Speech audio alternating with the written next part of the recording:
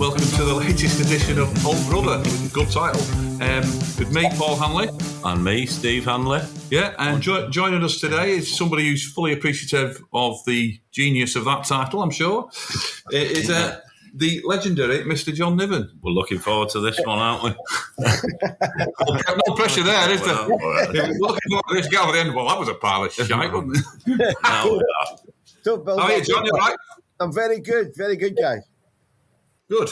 Yeah, so the traditional way we normally start these interviews is to ask about your first interaction with the Fall, whether that was on record or live. Hey, well, that was on record all right. It would have been on record. It would have been, I think, Slates or Hex Induction. Okay. One of the two, round my mate Keith Martin's house in Castle Park. So this would have been about 1981. So we were just kind of coming out of, we were too young for punk because we were kind of only like little kids when punk happened. So we were just old enough to catch that terrible third wave of British punk rock, like, you know, Exploited and Antipasti and Cron Gin, all that shit was kind of the first music we get into. But then we would all read the NME and Sounds and Measure. Remember, guys, you know, 4 music papers a week back then, and you would see bands mention like The Fall, who we knew were kind of punk, but weren't quite punk. And so Keith was the big record collector among us. And so he was the one that would take a chance in things that were maybe slightly outside of what we normally listen to. And I think it would have been Slates, actually. Keith got... Yeah, if it was 81, it would have been Slates, yeah. And so he got that, and I remember him putting it on, and all of us going, what the fuck is this? You know, usual reaction. It was a little bit outside our knowledge of that. So, but gradually over the next year or two, we all moved kind of on from punk rock into the sort of more into the post-punk world, whether it was discovering like, I'll try to think of the like Delta 5 and UK Decay and all these bands that kind of were doing something a bit on from punk rock.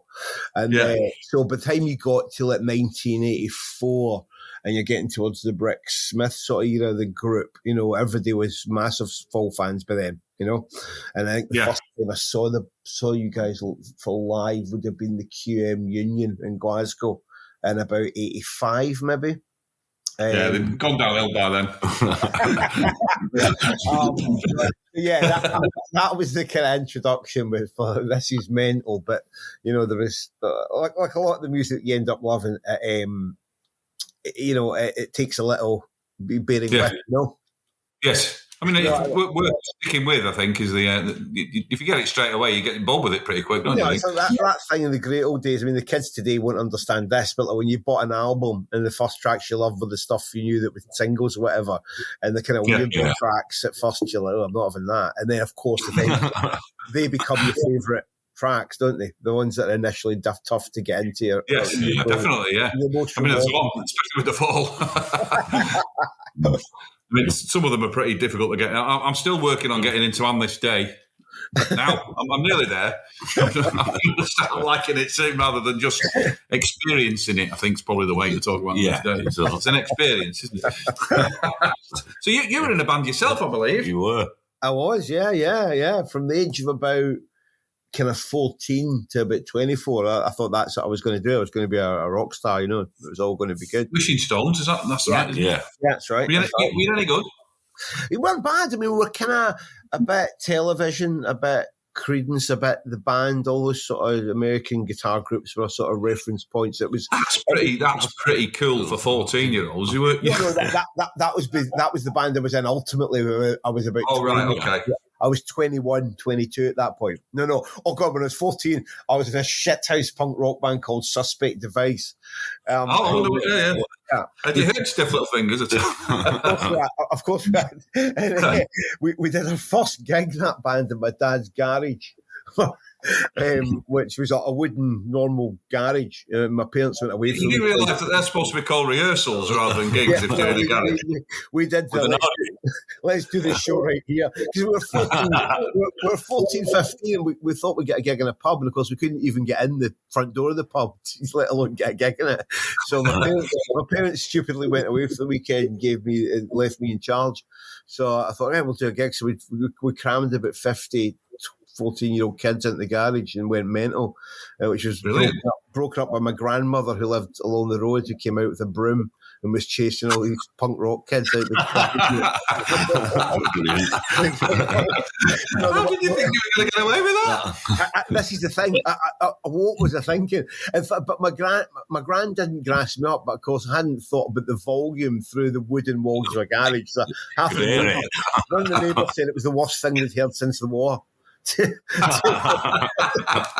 Brilliant. Hey, that's what Fidel Castro said about Manic Street Preachers. Yeah. Louder than war. Louder than war. Yeah. That's where the festival gets his name. Okay. Yeah. Right. Okay. Cooler than worse than war. So did you see the Fall many more times after 85? The Fall, yeah, a couple more times. Yeah, all in Glasgow, I think. QM, maybe the Barrowlands, maybe Glasgow Tech. I mean, the Fall seem to come through town fairly regularly. Often, yeah. And they're a pretty loyal following in Glasgow. Oh, I remember once, and this would have been in the Kelvin Hall for some reason, and they were supported by a terrible Glasgow band called Snakes of Shake. Fall fans are pretty into the Fall. So it's a tough group to support for a lot of bands because people are just get off. And I tell you what, the band I was in after the Fall supported the Fall. We went off to the sound of our old footsteps. Charming, let's have a bleeding band. A smattering, a polite smattering. I thought they'd cut you some slack. But no, this band were going down so terribly that the singer wound up turning around, dropping his pants to moon the audience. I think always wins an audience over that, doesn't it? I think he thought it would provoke some furious reaction or anger, but it was just like the sound of about 1,000 people pissing themselves out. It was like worse than he expected. What the reaction he was looking for, and they left with the sound of their own footsteps too. And that young lad is now Ed Sheeran. Ed Sheeran's dad. Yeah, of course. Yeah. You do to forget how young people are these days when you get to marry. It's easily done. That thing we try to go. So that happened 20 years ago, and then you go, oh no, that was 30. It's 40. That was 40 years ago. You get all them things like you do realise that. Band-Aid was closer to the Second World War than it was to now, and all that. I hate doing those things. Yeah. So you made a pretty serious attempt at being a band. You went down to London, is that right? Yeah, I was at university in Glasgow, and the Wishing Stones were formed by a guy called Bill Prince, who had been the bass player in the Loft. Who were quite a big band on Creation. I think they supported us, the Loft. I think so, yeah. Very possibly. And they split up in 86-ish, and Bill formed Wishing Stones. And so we'd met, so we supported the Wishing Stones early on with a slightly different lineup. And anyway, he rang me up in Glasgow and said, "Look, do you want to come down and join the band?" And you have to explain this to people because indie music was such a tiny pond back in the mid '80s. This was before. At the time, there wasn't kind of an obvious route out of it. Like this was before the House of Love came along and. Again, our friends in Saint Major, before the Stone Roses, and then obviously way before Oasis, when suddenly you could be a band from that world that went mega. Back then, headline in Yulu or something was a bit as big as you could envisage. And so when Bill said to me, "Oh, do you want to join, this band that was one of the Loft in it?" That was, to me, it was like getting asked to join the Rolling Stones, such as our tiny little parameters at the time. So that was, I moved about exactly 40 years ago. No, so not 40, 34. It was the winter of 87 because it was just after the hurricane in London. Trees were uprooted and that. So I moved to London and gave it a shot for a couple of years. Yeah. I mean, you've talked about this before, and we're always banging on about it here. Those are the days when you could give it a shot. Yeah, you signed on and you got your dough, and you got a rent paid, and we got a little bit of money from gigs here and there. And, eventually we signed to Rough Trade. We split up, and we got a little bit of money out of that. But it was very hand to mouth, as you'll remember from these guys. And I remember by spring of '89, we went to watch the London Marathon just for something to do. Along the embankment. I remember between four of us, we didn't have enough money to buy an ice cream. And I remember thinking, this is a pretty showbiz. I mean, way of life. To be fair, they are very expensive ice creams in London. In central London. On the South Bank, that was at the point I kind of thought I might go back and finish my English degree.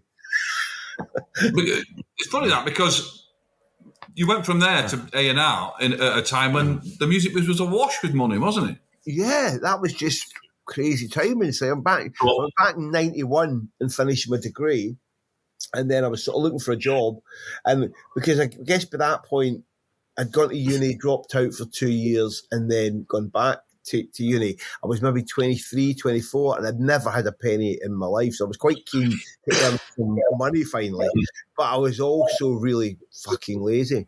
So the music industry seemed perfect.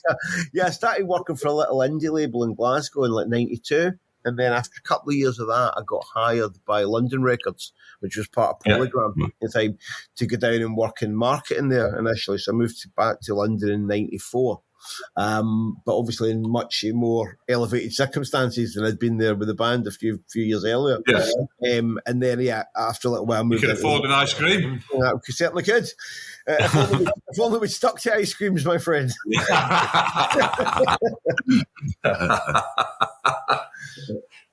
So you famously said you weren't very good at A&R, is that right? Yeah, I mean, I flattered myself I had quite good taste in music, but I didn't really. There were things that would come along that I just didn't get, and I suppose you should, certainly if you're working for a major label, you should have responsibility to spot things that maybe aren't your ideal cup of tea, but might have commercial value. Yeah. Among others. You've got a good story about A&R, haven't you, Steve? Well, I don't know if I could tell it. I think you can. I was doing a gig with the Membranes. Oh, yeah, I know John. John. So I was guesting at a gig with him, and during the sound check, while they're setting up the mics and everything, the drummer was reading a book. So I said to him, like, it's unusual to see a drummer reading a book, especially in a sound check. None taken. So he says, so we got talking about writers, and I said, well, my favourite writer is John Niven. So, and we were chatting, and I said, he used to be an A&R man, and apparently not the best. Turned down Coldplay and Muse, and the guy and the drummer says, he signed us. I signed Goldblade's Publishing. That was about 1998, 99. Oh, wow. I don't know if you saw them, but early on, there was such a brilliant live band, Goldblade. They were, great. He's a great frontman, John, isn't he? Yeah. Yeah, and I love John anyway, so that was kind of, it's like Goldblade's Publishing, but we let Muse and Coldplay walk on by. Whenever I do book tours in Germany, which I do every couple of years, they always bring that up, the Muse and Coldplay thing in the interview. No, sorry. I cannot tell you the round of fucking applause you get in Germany for turning down. Maybe it's just my audience, but yeah, they appreciate that. Yeah. So, did you enjoy being an AR man? Was it a good job, or was it just a means to an end? It was certainly a good job in that, as you said a minute ago, the industry was just awash in cash. So you were, you're getting vastly overpaid, and you're getting flown around the world and staying in fantastic hotels, and all that stuff was great fun. So I was in my 20s, So the first I was in the music industry for 10 years total. And the first 5 years were great fun. But then as I started to get into my 30s, hangovers start to get a bit worse as you get older. And B, you feel like you're repeating yourself. You've been kind of doing this for a while. And see, I had always wanted to, other than a musician when I was younger, I'd always kind of thought I might be a writer. Yeah. And, that I was thinking will I ever have a go at doing this? But it was difficult to give up because I'd walked kind of straight out of uni into this job where, as well as a massive salary, you get a company car, you get an expense account, you get, you don't even pay, you get a card to pay for your petrol. I'd had 10 years not thinking about anything, when I didn't know how to tax a car because when the tax came up in the car, the secretary came round and put a tax disc on your desk and stuck it in the motor. I just had no life skills because I've been in this very, it was a bit like being a rock star. You're a very coddled environment where you didn't have to do all that pissing writing songs or any of that nonsense, did you? Exactly. All the upsides, none of the downsides. But to the it was starting to get I was thinking if I never try to do this, will I regret it for the rest of my life? Will it be one of those guys in my deathbed thinking, oh, fuck, Yeah. Also, the other thing that goes on is when you work in a creative industry like the record industry, though you're not creative, you're adjacent to creative, you know how many people try and fail. That every million demo tapes, you might sign a fraction of that. And of the fraction you sign, only a fraction of that will actually make a living.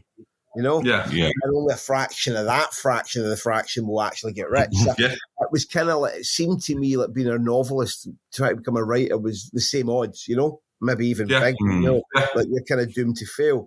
But it reached a point, I guess I would have been about 33, 34, where I started thinking, you know what, I'd rather try it and fail than never giving it a go. And I had a plan actually at one point. I thought maybe I could just hang on in the music industry and I'll write in my spare time and try. Cause I had an idea for the book that eventually became Kill Your Friends. I thought I'll try and write it in my spare time. And then I could see that would take years. And also I was still living the kind of a pretty hedonistic lifestyle in London where you go out for a drink on a Friday night and you wake up on some fucker's sofa on a Monday morning thinking, what happened? No, it doesn't lend itself to writing. Well, here's the thing, guys. I found quite quickly that I couldn't actually write when I had a hangover because you're trying to do this incredible act of will and creation that you're trying to will a world and people into being, and it requires a lot of self-confidence. And that personally I don't have when I'm hungover. In fact, that when I'm, you're crippled with self-loathing and self-doubt and all that. So I suddenly thought I was fortunate at the time that my girlfriend Helen at the time, who was a big Celt, her mum had a house just outside London in Buckinghamshire, big house, and said we could come and stay with her, and we'd both given up our flats in London and moved out. And the first few months were awful because I'd been living in London for 10 years and you're used to having everything on your doorstep and stuff. So I struggled a bit at first, but then eventually I really buckled down to the work, and it became, I guess this was about 2003, and Kill Your Friends, we didn't sell the book until 2007, so it was kind of 4 years of, that Malcolm Gladwell thing of putting the 10,000 hours in. All I did in those 4 years was get up every morning and write from 8, 9 a.m. through to the late afternoon, 5, 6 days a week. How much of that would you keep? Well, that's a very good question. I initially tried to write Kill Your Friends in that period, but it just wouldn't work. The book didn't work for a long time for two reasons. One was a personal reason. I found that it takes experience a few years to distill down through you before you can write about it properly. And the whole experience in music business, it was still too recent and too raw for me to approach the material properly. And the other reason was I tried to write the book the first time in the third person from the point of view of a young guy who's quite idealistic, and he gets into the music business and ends up becoming corrupted. And it was that was kind of me, if you will. And it was fucking dull. It just was made me sick reading some of it back. It just wouldn't work. And then it took a while for the idea to come to me that to write it from the point of view of the worst character in the book, the kind of David Brent figure, if you will, rather than the first book was written, if you watch The Office, from Tim's point of view, the guy who's looking around at Brent and going, what the fuck is this? And but once she wrote it from the point of view of the worst guy and who's in the belly of the beast and who loves it and unapologetic about it, suddenly, and to write it in the first person, the first sentence beginning with I, suddenly the book just came to life. It took a couple of years to work through all that stuff. But thankfully, in the meantime, I had another idea for a book, which was Music from Big Pink, which was my first novella. So I kind of took a break completely from Kill Your Friends, and I went off, and over 6 months I wrote that novella, which got... Were the band cool then? Because they were, for a long time they weren't, and then everybody seemed to discover the band at the same time, didn't they? It's weird. I've got a theory in this. The first guy who introduced me to the band was Bill Prince when we were in the Wishing Stones. I'd never heard of them before. And we're actually on acid the night he sat me down and played The Night They Drove Old Dixie Down. And he had a very good hi-fi, and The Night They Drove Old Dixie Down on a great hi-fi on acid turns out to be quite a powerful experience. So from that minute on... To be fair, they're pretty good on a transistor radio if you're straight in the diet. Exactly so, Paul. So that was quite a big moment, and so that was about 87. So, but when that happened, nobody was into the band. It wasn't a name to drop. Nobody cared. No. And I found out that, there's, I can't remember the name of the law, but in architecture, a building is at its greatest risk of demolition 70 years after it's built, because it's not old enough to be a classic yet, and it's not new enough to, so that's when you get knocked down. So with rock music, I think that time lag is more like 10 to 20 years, when stuff is like it's not been rediscovered yet, and it's kind of not, it's like people don't get it. It happened to the Beatles. Nobody was talking about the Beatles in 74, 75 either. I mean, bizarre. Not in the same way that they subsequently came to be, because when we dropped the name of the band in interviews in like the late 80s, like people really didn't know what you're talking about. By the time I was doing A&R in the late 90s, it was like the hippest. Anytime you met a cool new young group, that was one of the names they would drop, because you were starting to get into like Wilco and Ryan Adams and all that. So this thing that had been very unfashionable was suddenly, and plus the way the band looked with the huge beards and the stovepipe hats and the people in the 80s, it was like, who the fuck are those crazy old beards? I've got two sons who look like they could roadie for the band now. It's like that Tumble thing, hipster or fisherman. It's like, it's like hipster fisherman. Suddenly, the look that was kind of incomprehensible suddenly became very chic, didn't it? So you were kind of ahead of a curve with the book then? I think I was right in the curve, because that was like 2004, 5. Right. Okay. So it was kind of all happening then. And it was published by Continuum as part of the 33 and a third series, which if your listeners don't know, there's a lot of great books in that, but they're all, apart from 2 books, sort of journalistic accounts of the making of these albums. Yeah. And my friend Joe Pernice, who's got a fabulous singer-songwriter with the Pernice Brothers, he'd published a novella as one of the first 33 third books called Meat is Murder, which is like a coming-of-age novel set around that Smiths album. Yeah. So I did that. Well, this might interest listeners if they want to know how books come together. You normally have one idea, and that's really good enough. You need a second or third even idea to interlock with the initial one. So I'd had this idea when I was working in the music industry for a novel about the life of a drug dealer in the music business, because it makes a price to know I'd met a fair few of these guys. When you're a sort of coke dealer around a big band, it's quite a fabulous. You're sitting in quite a good seat, because you get in the dressing room pretty quickly. You get into the limo. You get a lot of access. But what I didn't see was, it didn't seem to me a lot of these guys kicked back at age 45 or 50 to happily enjoy their retirement with their wife and kids. They usually ended up drug addicts or in prison or dead.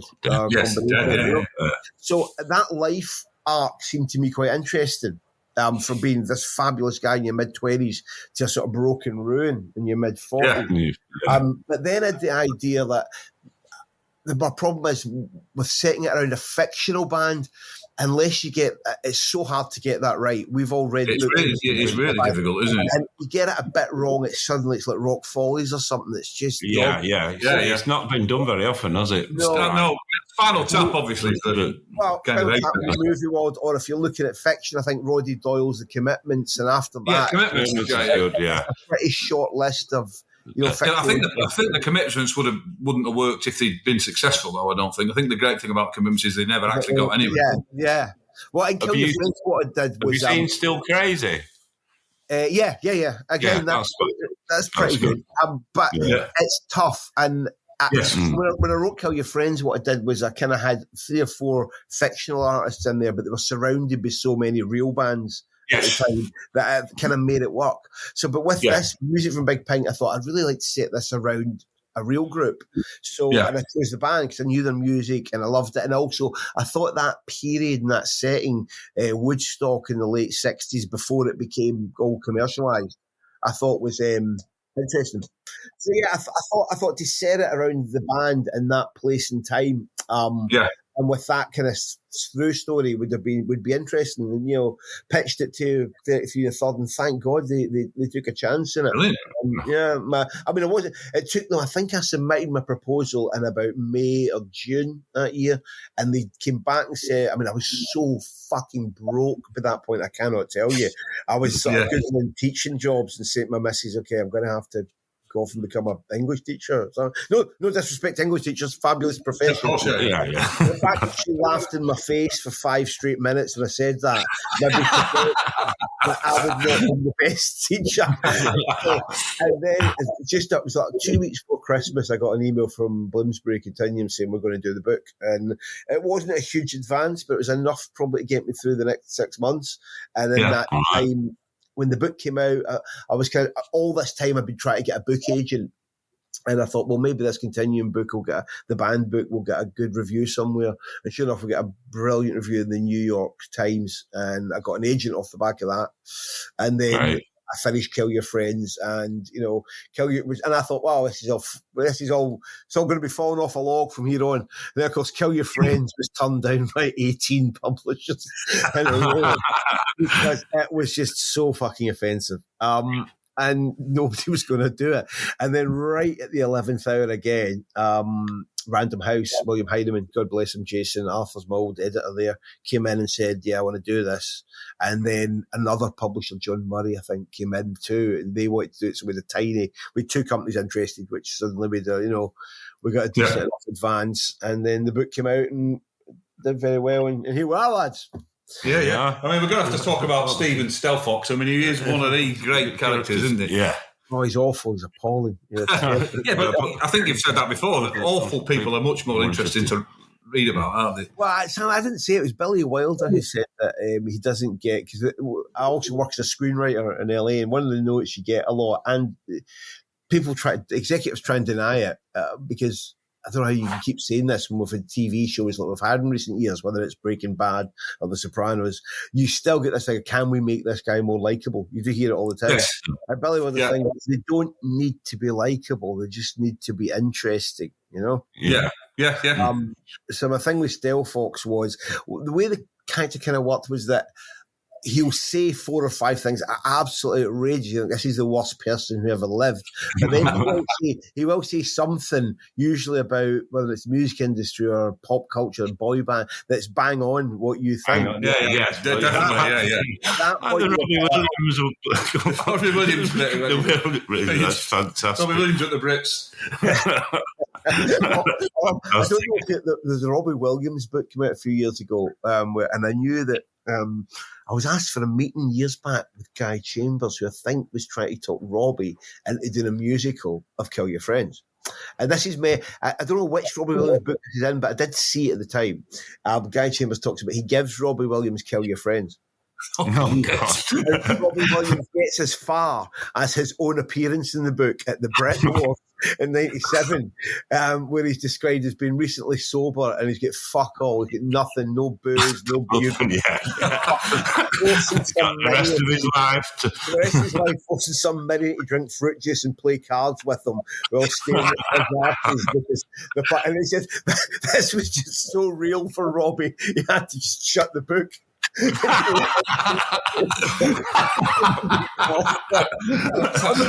I know, because I think in the book, Stelfox says you're trying to read a book, a novel or something, but you're giving up because it's just too fucking hard. That's exactly what he did. That's exactly what he did. Yeah, fantastic, brilliant. The other thing, I was reading an interview as part of the research of this, and one of the things you said is where, as well as trying to make them lightable for films, they try and kind of shine daylight on all the motivations that got in that way. And I think that kind of kills it as well, which is exactly what they did with Hannibal Lecter. Yes, well, Martin Amis, in his brilliant review of Hannibal, famously pointed this out, that in the earlier Silence of the Lambs novel and Red Dragon, there's no attempt to explain Hannibal Lecter's backstory. Starling actually asks him at one point, what happened to you? And he says, nothing happened. I happened. And that's a really chilling, bracing line. But of course, you get Hannibal, the book is basically a 600-page attempt to explain Hannibal Lecter's backstory, and it's dog shit. I mean, it's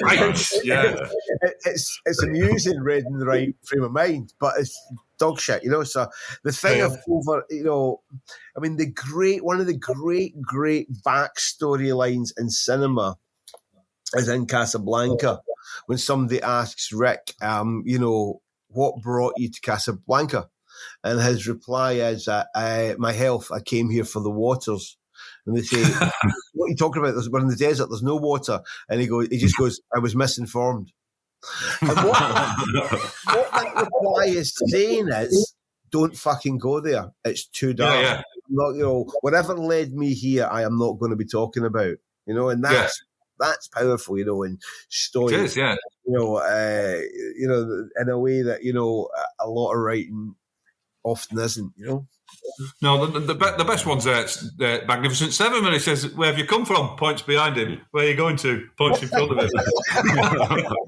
If you read a lot of good stuff like James Cain's fabulously Lincoln backstory, the characters are just defined by their actions as and when the story unfolds. You don't get huge chapters parceling out, how they came to be. Yeah. So the next book I'd really like to talk about, and Steven Stelfox is in that again, only briefly, but Second Coming. How did you try to light on that then? This is a mad one. That was were you religious as a child? No, not at all. No. But it was just the idea that I'm an atheist, but if there was a God and Jesus came back, the idea that there would be anything like the kind of God and Jesus painted by the American right wing fundamental, it's just so preposterous. And also I nicked a little of Bill Hicks's notion that, God left cannabis growing naturally over the planet, So the idea was that Jesus would just be constantly blazing weed in the novel. It also quite appealed to me in terms of offending certain people in America. So and then the idea became, once he comes back, what would happen? Is that, well, you're trying to get attention. At that point, this was the early noughties. You wind up in a X Factor type show. Yes, yeah. So that book was my, I think, fourth novel. Yeah. And did find here, I mean, it was a monster bestseller in Germany. I mean, I meet people in reading tours in Germany. I think we had 250,000 hardback in Germany in that book. You meet people in reading tours there who have Jesus' catchphrase in the novel is "Be nice," which in German is "Seid lieb." And you meet people with that tattooed on their arms at readings and stuff. It's crazy. And then we've sold the film rights, and I think it's going to be happening hopefully next year with an Italian director called Paolo. Oh, fantastic. You heard it here first, folks. Yeah, you kind of are, because it's not all done yet. So I'm always caged just saying these things, but a couple of things have progressed in the last few weeks that I think it is going to happen. Really? Great. So, watch this. Were you happy with the film of Kill Your Friends, by the way? I kind of have a hard and fast rule about this. Is when you take the big check, you shut your fucking mouth. Yeah. Quite so. Of course, I have some quibbles. There's maybe things that could have been better, but I think Nick's good. I think Owen did a good job. It's not really dignified to get into quoting off the product. Then. Having said that, well, I mean, the other thing is it doesn't affect your book. I always remember that with Alan Moore about the big Alan Moore film. Yeah. And he said, "Do you like what they've done to your book?" And he said, "They've not done anything to my book. It's up there on the shelf." Yeah. That's very true. I mean, what kind of person is going to go, hang on, there's been a bad movie made in this book. I love the book is now dog shit. I mean, you'd have to be safe to do that. True. The novel still, you get the odd case where the book's actually as good as the movie's actually as good as the book. Trainspotting would be a case in point. Yeah. I think it's better, actually. I think Trainspotting the book. I would say that if you look at Jaws, the movie of Jaws is way better than the novel Jaws, it is, yeah. You get sort of all that ridiculous subplot about Ellen having an affair with Hooper. I mean, that's just ridiculous. Which, as Martin Amis said, Steven Spielberg was interviewed about it and charitably put that subplot down to bad editorial advice. And Martin Amis went, actually, the culprit was bad writing.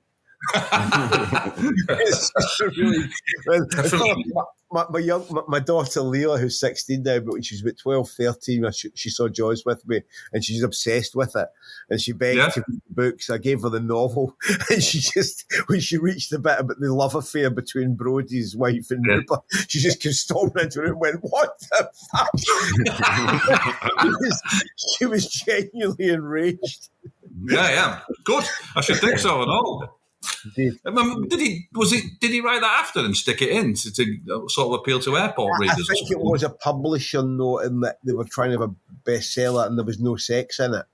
And it was like, it's really hard. You got to give the reader some sex scenes, and the only way. Yeah, but I mean, the answer there is it's about a fucking shark. How do you get sex scenes? They all start bugging each other on that ship. That'd have been more realistic. 2 men lonely at sea for a couple of weeks. Yeah. But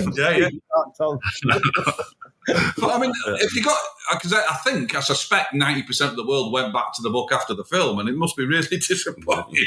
I think the book had done pretty well before the film. Yeah, it had done pretty well. Yeah. But anyway, I can't go. I can't keep banging on about how much I hate the Book of Jaws. So is he coming back then, Steven Stelfox? Do you think? Well, I hope so. I have the problem is I only have a very basic idea, but my rough idea was for an author, it's quite fun to have a character who you use every decade or so. To examine where you're at. So the first Kill Your Friends came out in 2008. And then Kill 'Em All, the sequel, was 2018. So in the back of my mind, I quite... Got a couple of years. Yeah, I'd have to write it 2017 to 2027 to come out in 2028. And I've had the idea for a while that Stelfox will eventually end up going into politics. Because it's the big power film. You're talking about someone from a reality TV show becoming the most powerful man in the world. That's the most ridiculous thing I've ever. That's his thing. But beyond that very basic idea, I don't really have much of a plot yet. But I've got a couple of years to maybe try and figure it out. But if I can, and I think it'll be interesting, then I would like to do it again. Yeah, you can't let him go. You've got to bring him back. No, it's fun to have a totally unfiltered voice. Yes, of course it is. Yeah. Especially given the crazy times we find ourselves in. Yes, indeed. So we really must talk about the Old Brother. I mean, what an astonishing book! I can't imagine how you began to write it. To be honest, did it take a long time until you were in a place where you could? It was quite a while. It was probably 10 years between my brother killing himself and me starting the book. for the reasons I was talking about earlier, it always takes a while for experience to come through you until you can write about it. But in the case like that, where it's the premature, violent death of an immediate family member, it took even longer, I think, to have the perspective that I wanted. And also, again, as often with books, part of the reason was emotional at that, part of it was technical, and that I didn't know for a long time how to tell the story to make it interesting for the reader. I'm a big structure fiend, and I like things to be well structured that makes you want to turn the page and engage you with the story. And I guess because of Kill Your Friends, I get sent so many books written by musicians. I'm not, obviously, Present Company Accepted was pretty much. But some are so bad. Another book about a band. No, but some are like, the big midweek was a brilliant example of one that worked. But you get sent a lot that are attempts at biographies that are just, it's literally a list of everything that happened to the person from being born until typing the final line of the fucking book that I've been forced to read. I always think, if you know what, if you're Mick Jagger, I'll read about what you did in secondary school, but if you're like the fucking bass player from Shed 7, get fucked. I'm not reading the fucking song. Oh, sorry, no disrespect to Shed 7, but whoever. I'm not reading your school days. So I was acutely aware of the thing that I'm not famous enough to write an autobiography. It was never meant to be that. It was the story. But I thought what was interesting was the story of two kids born in the same working class family who carved such different paths through life. Yes. You know? That seemed to me, I mean, on one hand, it's like a Hollywood movie. It's like a Springsteen song, that idea of the two strange brothers. But I thought our unique sort of West Coast of Scotland version of it would be interesting if told properly. Yeah. But it took me a while until I had the idea to make the week that my brother spends in a coma. No spoilers here for everybody who hasn't read it. You should buy it. No. To use the week that my brother spent in because he tried to hang himself and failed, but basically affected a massive stroke that he was then in a coma for a week. And so the present timeline of the book would be that week in the coma, and we would use that to springboard back into the past along the way and try and figure out how we got to that week, you know? So once I had that idea to structure the book like that, we could make a start, you know? But I'm a very slow, stupid person. So, to get all that together took me about the best part of 10 years.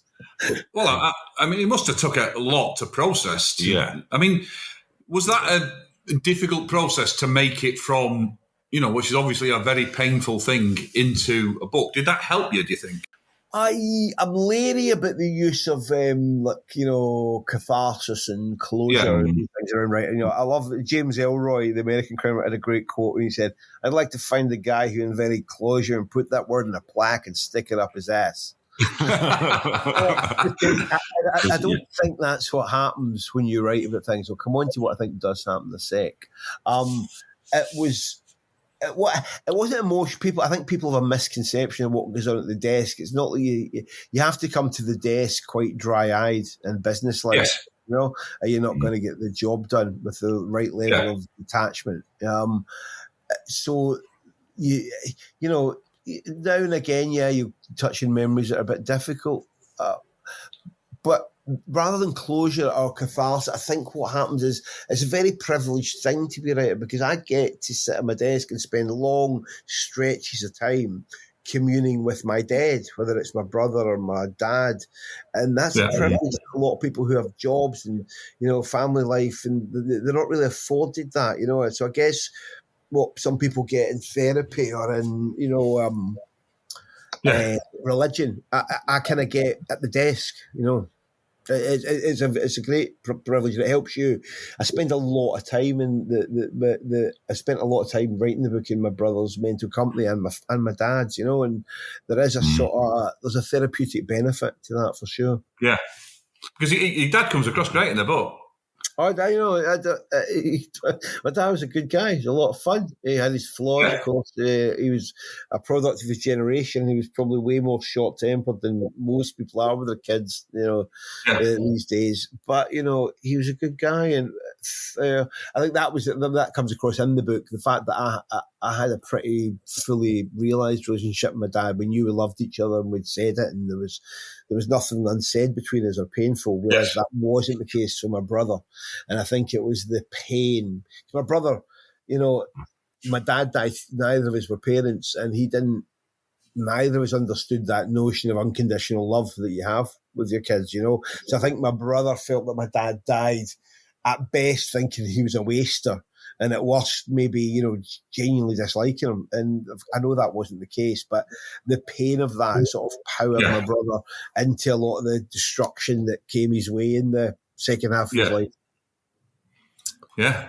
But and I think the other reason I think the book worked is that even a lot of people who maybe don't have a brother or a family member exactly like my brother, I think a lot of people know what it is to have a chaotic person in their lives, the person you're waiting for the phone to ring at 3:00 in the morning and, whatever has, God, what have they done now? I think a lot of people know what it is to have that energy in their lives, that kind of presence. Yes. You do sort of sum that up. That's a kind of, there's a sort of sense of duty there, and they take it beyond what's reasonable to expect of you, but you're always going to do it because it's your brother, aren't you? Yeah, of course. And, as I said to my sister at the time, it was kind of, sometimes I wondered, should I just have kept giving him money? Should I give him more money? Should I maybe just have put him on a retainer or whatever, and my sister said, well, what, it would never have been enough. 1 month it would have had to be more because something had gone wrong, or it would just have been kind of long-form extortion. And also, you can't fix a spiritual malaise solely with cash, No. My brother's other problem was that he was one of these guys that kind of, I was just writing this morning about that sort of rave period. And when we were talking about the band thing earlier, for me at the end of the 80s being this sort of indie guitar band, then suddenly this wave of kind of dance music hit, the whole rave culture, and where you bands like the Roses and the Mondays, it was just so far removed from what kind of guitar music we were playing that I suddenly thought, God, this is the future, and we are not on the boat. That whole rave sort of dawn of the early 90s. My brother, he wasn't really a music guy before that, and he gets so wrapped up in that, he loved it.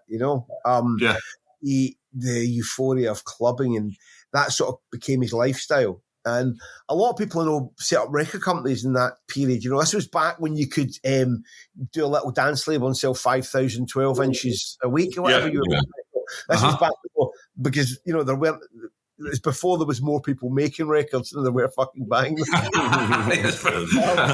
So a lot of people, they did that, or they were club promoters, or they became DJs. And my brother wanted access to that world, but he didn't really have a skill set. So he wound up becoming a drug dealer. So it was a similar path to the one I write about, Music from Big Pink. He became that guy who, got the party started. But of course, the risk for that, and that's happened, is he went to prison. And I think had he just had a bit more education or skill set or other things he could have done, there might have been a place at that table for him that wasn't quite so dangerous, But I think that story is not unique to my brother. I think after that rave period, by the time you got to the following decade, the 2000s, for a lot of these guys, I think that was such an intense, brilliant time to be young that the rest of your life just feels like leftover life to kill.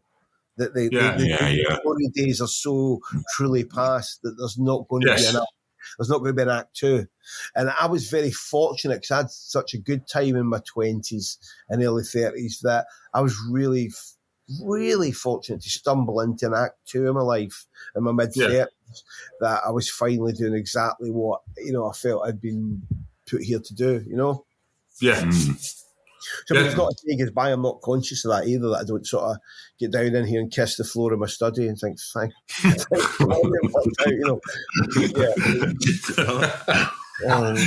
full of bolts on the side. The worst English teacher in Britain would have been. Well, I think it's literature's gain that you didn't become an English teacher anyway. So I think we're about ready to wrap up there, John. All right, guys. was brilliant. That was absolutely brilliant. Fantastic. If you want to come back on, we can do this all again. Yeah, I tell you what, next time we must talk about the fall. Or maybe not. Maybe no. not. Yeah. I don't know if you guys are over in Blue Sky yet, which is a lot of fun, right? I'm thinking about it. Yeah. Honestly, it's fabulous. It's like the early days of Twitter, Steve. There's no grief. There's no everything's just so far. It's really good fun. Far, yeah. I was going to say yet. But I was saying I was talking to Matt Riley the other day, bizarrely, because he put up a photograph of him and one of the other member of the Fall looking really hungover in a photo booth in Australia. Oh, that was me. Yeah. That used to. That's how hungover he looked. This was us just getting off a flight from to 72-hour flight or something, drinking a whole bottle of whiskey. I said, and then I think you landed in Sydney, and I went, "Was this the night Marky Smith wound up slapping you for dancing to something that wasn't?" It was indeed. It was. I think it was. I mean, that was the longest flight there's ever been. I think Amelia Earhart's flight was shorter than that. It was like 33 hours or something to get to Sydney. It was one of those sort of 3-stop jobs because it was mega bargain. Three, more like 9. Yeah. Oh my God. Yeah. It's like getting on the 109 bus. We stopped everywhere. So we can talk about that next time we're on, John. We'll talk about our flight to Australia. The other story that's in John Cooper Clarke's book about that, he was in Australia like 3 months after us, and the promoter said to John, "Come on, I'll take you out for a meal. We'll go out for a meal." He said, I was out here with Marky Smith a few months ago. I said to him, "I want to take you and the band out for a meal, on my treat, because it's gone really well, this tour." And he said, "Just me. The lads are happy with a bag of chips." We never knew about it. I'll tell you something else. We never got the fucking bag of chips. Just even got them. How much later did you find out about that? We read it in John Cooper Clarke's book. 30 years later. He was a piece of work. Yeah. And on that bombshell, I'm going to let you go, John. Okay, guys. I do have more folk stories for when we have some more time. If you've got a quick one, stick it in, because our listeners get very annoyed when we don't. I don't care. I've talked about the folk. Well, good enough. I'll give you another one. Maybe Adam can edit out some of me wanging on about myself and put this back in. But my great friend Nick Dewey, who was a drummer in the band called Revolver, and this is in that book of the guy who did that book of every member of the Fall. He tracks them all down. Yes. Can't remember the title of the book, shamefully. But Nick was a drummer in a band called Revolver, really good drummer, Nick. And we were all at the Reading Festival in, I think, 99. And Nick was also a massive Fall fan. And this rumour starts going round that the Fall are looking for a drummer, that they fired their drummer on the way to the festival. Services, There's an MD backstage that can play the drums. And Nick's like, it's like the schoolboy fantasy, right? That you're your favourite band, you get the nod. And so he puts word back for you, however, he can drum and he knows quite a lot of the songs, and he's happy to do it. And the next thing he's vanished, he's gone, and we're hearing this rumour. Your next gone, he's going to be drumming with the Fall. But you know what it's like at festivals? There's always one crazy rumour, no? And I'm like, our mate Nick is going to go up with the Fall in the tent. And so finally, it's time. We're all going to go and watch the Fall anyway. So we get in there, and they're announced. I think maybe John Peel announced them.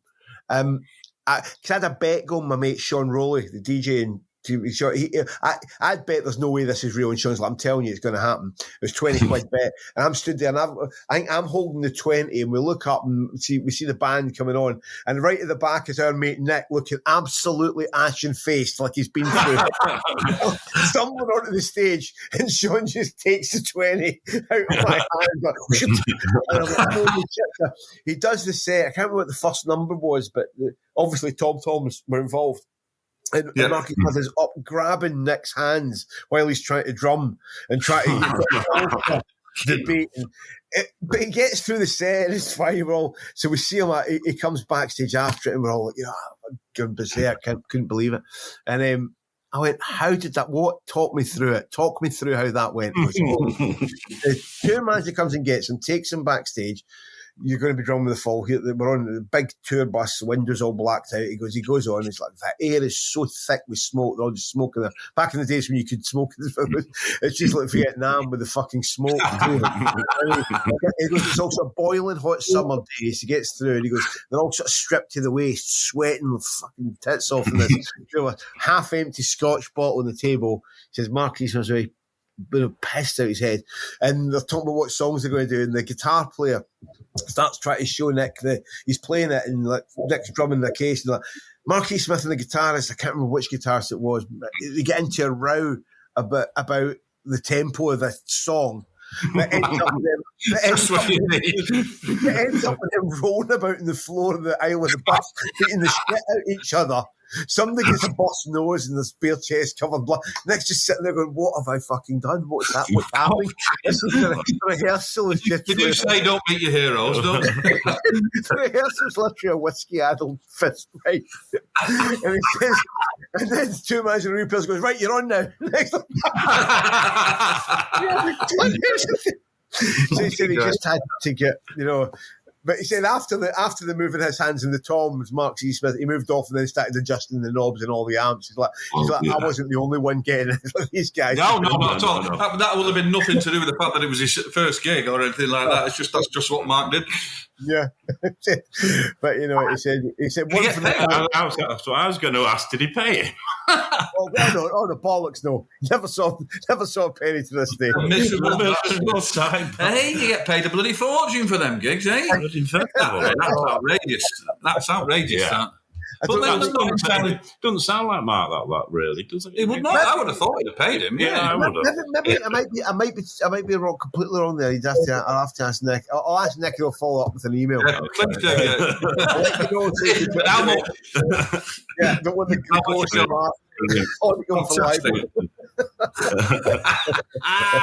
Great stuff. So when was the last time you saw the Fall then? Was that it? Was that it then? I'm telling you the last time I saw the Fall live. Bloody hell. Probably that. Might have been that. Yeah.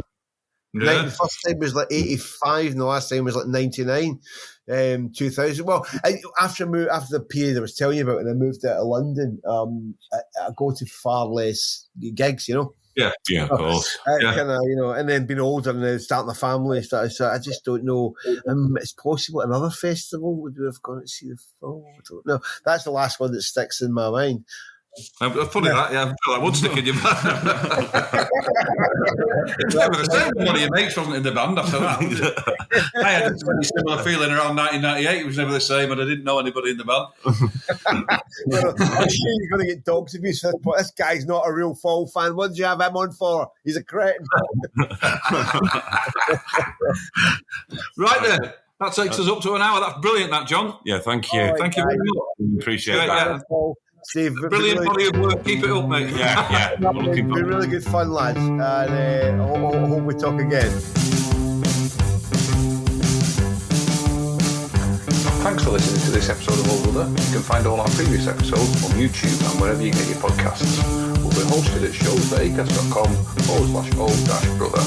If you enjoyed this episode, please give us a like and tell your friends about us.